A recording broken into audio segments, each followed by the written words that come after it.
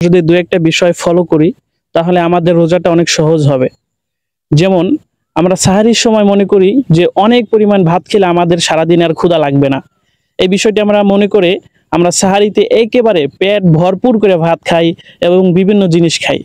আপনি মনে রাখবেন, আপনি যত খাবার খাবেন আপনি তত অলস হবেন।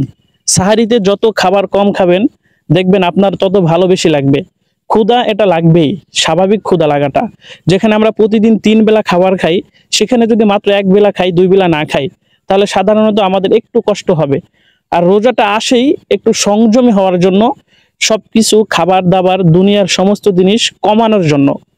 কিন্তু আমরা অনেকেই দেখি যে সাহারিতে অনেকে পেট ভরে ভাত খায়।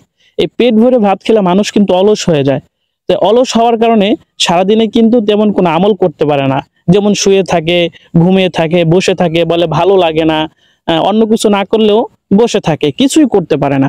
এটার কারণ হচ্ছে যে সাহারিতে ভরপুর আমরা ভাত খাই এবং বিভিন্ন জিনিস খাই, পেট ভরে খাই। আসলে সাহারিতে কিন্তু ভরপুর খাওয়ার নিয়ম না, এবং এটা রাসূল সাল্লাল্লাহু আলাইহি সাল্লামের সুন্নত নয়। সাহারিতে আমরা যেভাবে খেতে পারি সেটা হচ্ছে রাসূল সাল্লাল্লাহু আলাইহি সাল্লাম সবসময় সাহারিতে এবং সর্বক্ষণ পেটের 3 ভাগের 1 ভাগ খাবার খেতেন, 1 ভাগ পানি খেতেন এবং 1 ভাগ খালি রাখতেন। যদি আমরা এইভাবে খাই তাহলে আমাদের শরীরটা সবসময় চাঙ্গা থাকবে এবং শরীরটা সবসময় স্ট্রং থাকবে, আমরা যে কোনো কাজ সহজে করতে পারবো। এরপরে ইফতার। ইফতারে আমরা মনে করি যে সারাদিন আমি ক্ষুধার্ত ছিলাম, ইফতারে ভরপুর খাবো, পেট ভরে খাবো। আসলে ইফতারেও কিন্তু ভরপুর খাওয়াটা রাসূল সাল্লাল্লাহু আলাইহি সাল্লামের আদর্শ না, এবং এটা সাধারণত ইফতারে যদি আমরা বেশি খাই, পেট ভরে খাই, তাহলে আমরা তারাবির নামাজ কিন্তু ভালো মতো পড়তে পারবো না।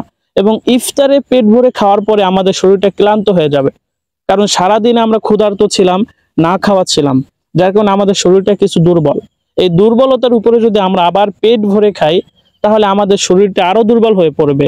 আমাদের পেট ভরার কারণে আমরা অলস হয়ে যাব, নামাজে দাঁড়াতে পারবো না, রাতের বেলায় তেমন ইবাদতও করতে পারবো না, তাহাজ্জুদও কিন্তু আমরা পড়তে পারবো না। এজন্য আমাদের উচিত ইফতার এবং সাহারি উভয়টাই পেটের 3 ভাগের 1 ভাগ খাবার খাওয়া, 1 ভাগ পানি খাওয়া আর 1 ভাগ খালি রাখা।